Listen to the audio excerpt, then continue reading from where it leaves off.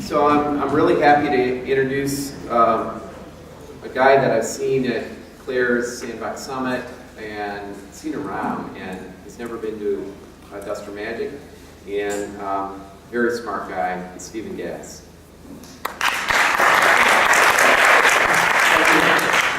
A lot of you, or some of you in the room, know me as the creative, interactive guy from either Sesame Street or Scholastic or Nickelodeon or MTV. What a lot of you probably don't know is I actually started out on the research side of the business.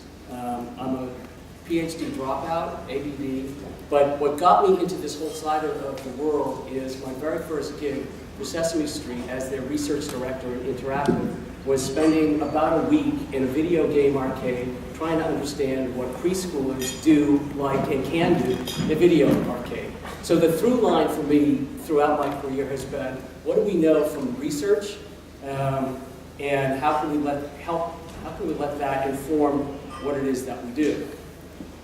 So what I've done for us today is I put together a little interactive game show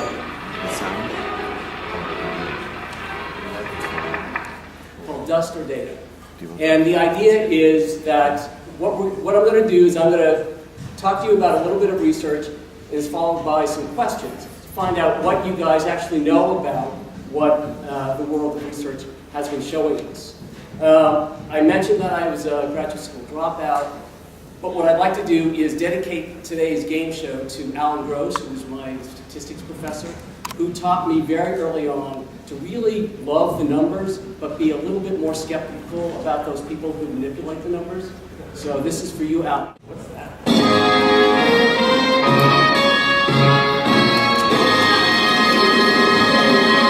So here's your first question. You've all heard about the Mozart Effect. What does this study refer to? What does it report? Kids 0 to 3 who listen to Mozart actually have greater intelligence. Babies who listen to Mozart stay higher. College students who listen to Mozart are better at mental origami games. Classical musical listeners spend less money on iTunes. Lasers, please. Scott, it looks like we have a strong tending on A. Whoops. Oops. Yes, I think that's a cricket. I would say A2. And although C is not everybody's Are we choosing ready? C, I wonder why that would be. What's really interesting here, spawned up close to $1 billion worth of product. Never tested with kids, and had nothing to do with kids. There's a follow-up question. Let's see what we can learn about this. Mozart Effect, which of the following statements are true? The effect itself lasted 15 minutes with those college kids. The governor of Georgia mandated money be spent on free classical CDs for every new family in the state. The results have never been replicated. Or D, all the above. Clearly trending D, all of the above. I would say D. With one person saying A. And the answer is D, all of the above. Wow. What's really wacky, college students listened to music, did these mental sort of paper folding tasks, and the effect lasted for 15 minutes. The only study that actually shows this again in a smaller way was done with Mozart and a rock group called Blur out of the UK. But when you listen to Blur, you actually did better on those subtests Then Mozart? than Mozart. Yeah. Oh. Wow. Okay. This is a personal favorite. Chip mentioned Christakis earlier. Big study done in 2004 with a very strong link between the amount of TV viewing and later reported ADHD. So which of the following statements are false? And I know that's a harder question to answer. This longitudinal study was based on a clinical as well as parental observations. The study was conducted as a telephone survey using a random set of parents. The study did not control for the TV content, and the study was later refuted in the Journal of Pediatrics. But which of is these statements false? is false? You ready? A with a D. Oh. Yeah. The first one. So the way this study was conducted, when the kids were one, parents got a telephone call saying, tell me how much TV your kids are watching. They took that data. 2 years later, when the kids were 3, tell me how much TV your kids are watching.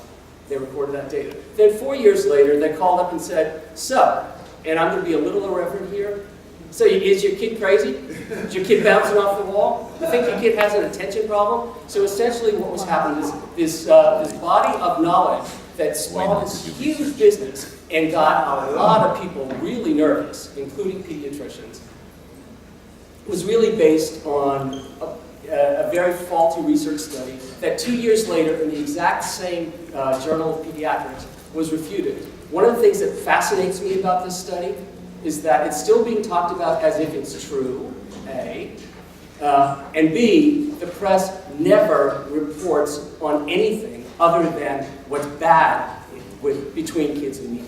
You never see, hey, this is what we learned and this is what we know.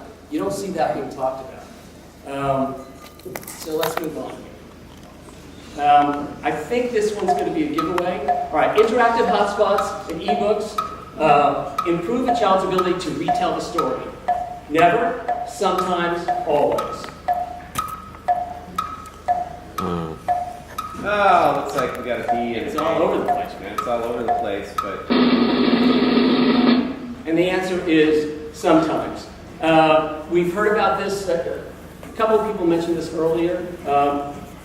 What is particularly interesting is there is a study that goes back to the year 2000, ladies and gentlemen. And so this data's been around for 13 years. And this particular study took a look at whether or not if the hotspot actually helped to added information and it was really central to the story, those hotspots helped. They were scaffolding. Those that were really about, the bird going on, singing a song and the cute stuff and things waving, that actually was very distracting.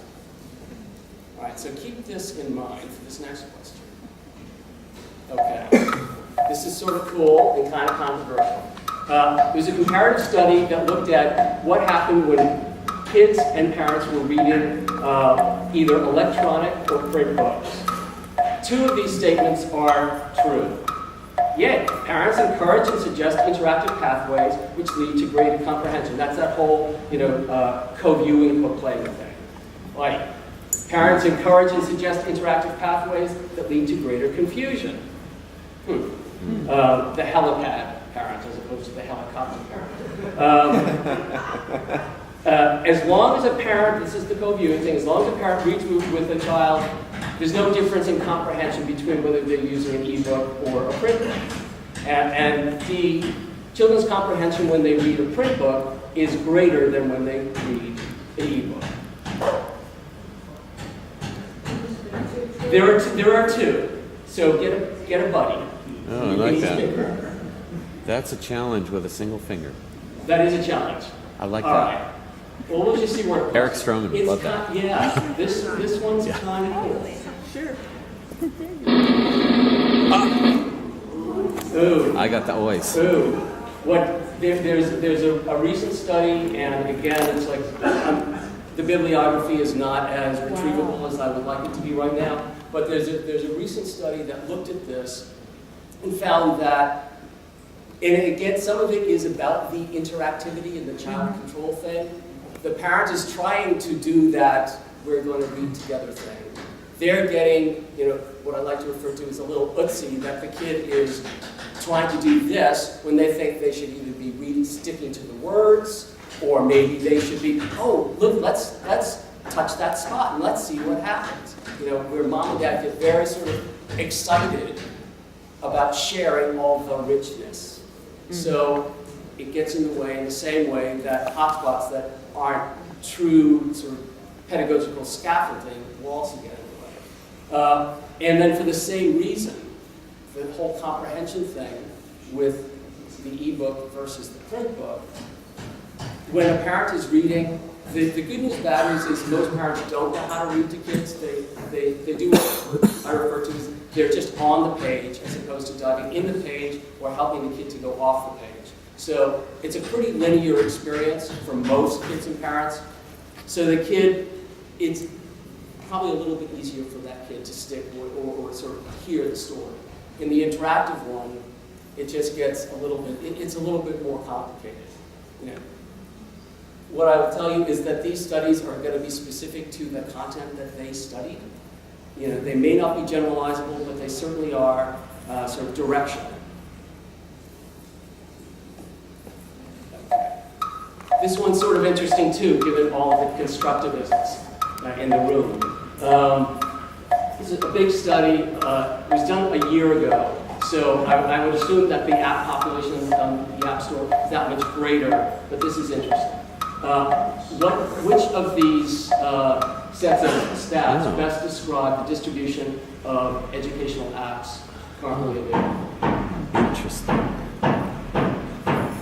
And by instructional, that definition is, you know, it's letters, colors, shapes, and numbers, you know, geography, content, right answer kinds of things. Manipulables, think of those as the kind of electronic stamp kits. There's a set of stuff that you can mess around with, but it is a limited set. And the constructive is the more open-ended, Lego-like, you know, bigger explorable. Ready? It's like B and C. So what's interesting to me about this is this a reflection of us, what we're making? Yeah. Or is this a reflection of what the market is asking for? Or is this an opportunity? I don't know. Or it's really interesting. Or a problem in teaching approaches, instructional versus facilitation. Or it's hard to say what's driving this. Yeah. I would say that a whole lot of it is the marketplace, because culturally we look at learning and education as book facts, as a culture. Maybe not the people in this room who like all this other sort of open-ended stuff and all the research that supports all the play and the exploration and the 3 C's and all that other business. But as a culture, education is the stuff that you get from books, and there's a right answer. All right, we are almost to the end. Okay, this report comes out of the UK. National Literacy Trust researched their population was like 3,500 families, and they looked at a relationship between a kid's reading ability, whether or not kids had a favorite book, and through the lens of, do they read just electronically, or do they read electronically and in print? So, and they had a number of issues, and they basically said, we think that e-readers are detrimental. They supported that claim with which of the following rationale. Kids who read on-screen only are twice likely to be above average readers than those who read on-screen and in print. Twice less likely. Kids who read on-screen only are 3 times less likely to like reading. C, kids who read on-screen only are a 1/3 less likely to have a favorite book. Or do they say that e-readers are not a good thing because it makes a good headline?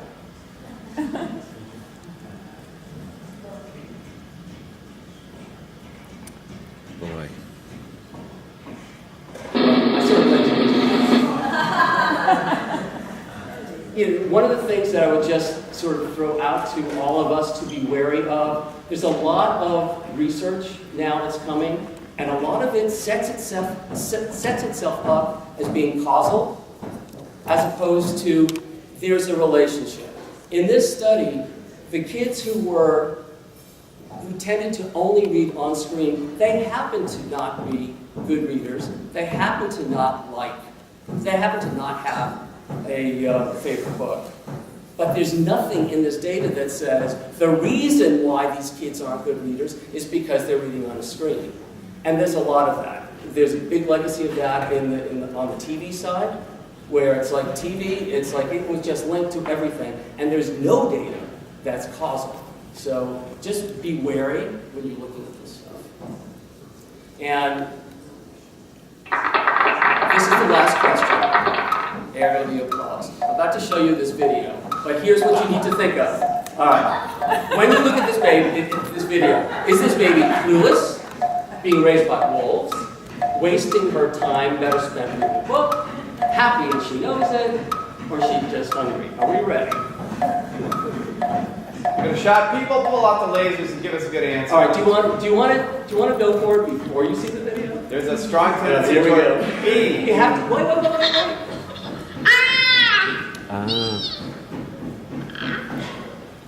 Huh?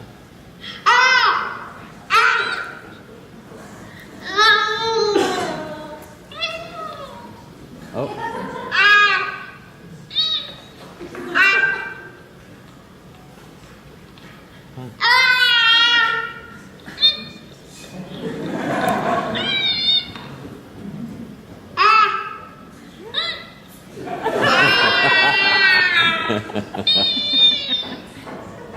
I've spent the last 8 or 9 years of my life building things for babies, and one of the fascinating things about them is people just don't give them credit for how much they know that's going on.